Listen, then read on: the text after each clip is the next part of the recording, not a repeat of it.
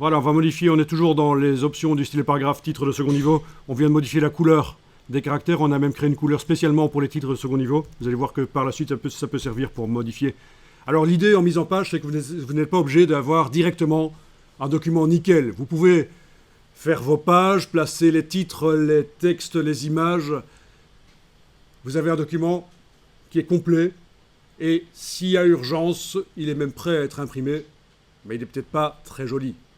Et une fois que vous avez tout fait, grâce au style de paragraphe, vous allez pouvoir modifier, tester différentes couleurs de titres, de sous-titres, différentes dimensions, différentes polices, différentes fontes, et améliorer.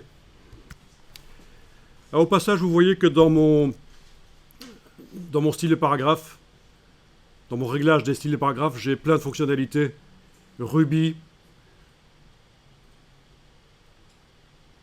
Tacheshuiko, etc. La prononciation, je ne garantis pas. Vous savez ce que c'est? C'est les caractères japonais. Donc j'ai ajouté, et c'est gratuit, tout le monde peut le faire, j'ai ajouté des fonctionnalités pour faire des documents japonais. Les Ruby, je crois que ce sont des petits caractères qui se mettent dans un texte pour donner des explications.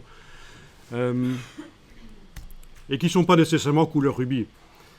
Enfin voilà, donc ça c'est pour vous expliquer pourquoi ma liste est plus longue que la vôtre. Mais de toute façon, on ne va pas faire des documents avec des fonctionnalités japonaises ici. Alors, format de caractère de base.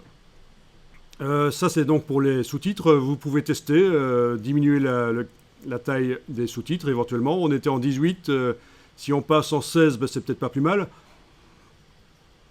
Voilà. Un truc qui serait bien... Est-ce que ce serait peut-être pas bien que la deuxième ligne commence sous la première lettre de la première ligne? On va faire ça. Donc, c'est dans... C'est dans quoi d'ailleurs? Dans retrait et espacement. On va d'abord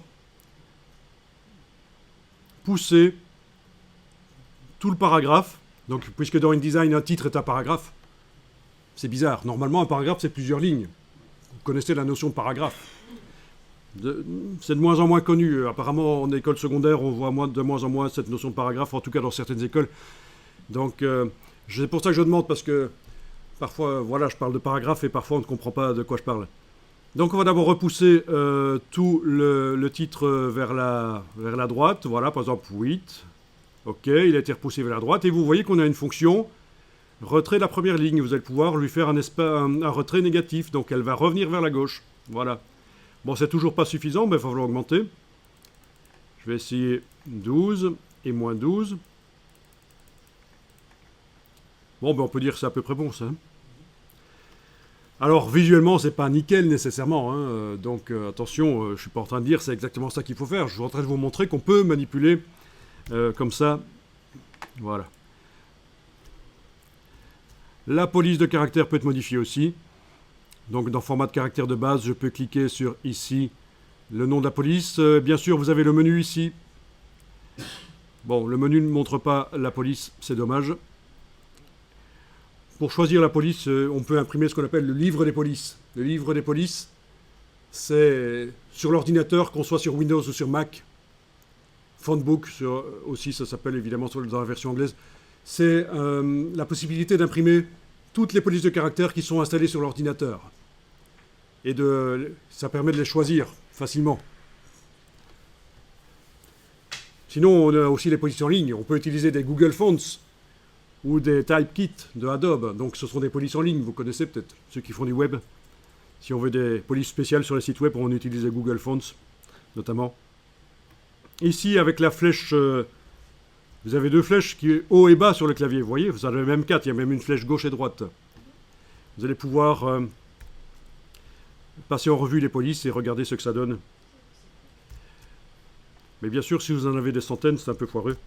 Il vaut mieux choisir autrement. Alors oui, certaines polices de caractère sont prévues pour de l'anglais. Elles n'ont pas les lettres accentuées, raison pour laquelle on a ici, voilà, police manquante. Oui, il y a des polices qui sont prévues, voilà. Je sais pas laquelle c'est qu'il y a des petits carrés partout, mais il y a certainement une raison à ça. C'est qu'elle doit utiliser autre chose que des lettres, peut-être. Ah oui, c'est celle-là. C'est quoi? Ah, ben c'est des emojis. Voilà. Donc, il y a certains caractères qui doivent être tapés et pas des lettres, apparemment. Voilà, donc, écoutez, c'est... Vous choisissez des titres avec des caractères à empattement ou des caractères bâtons, c'est vous qui voyez. Vous voyez, les empattements, c'est les petites pattes qui sont là au bout des lettres. Vous les voyez? Comme dans le corps du texte, il y a des empattements. Vous pouvez aussi choisir une police bâton, une police sans empattement. Donc c'est vraiment vous qui voyez. Attention, choisissez pas n'importe quoi comme police non plus, parce que il y en a qui sont pas terribles. Notamment ici, voilà, American Typewriter.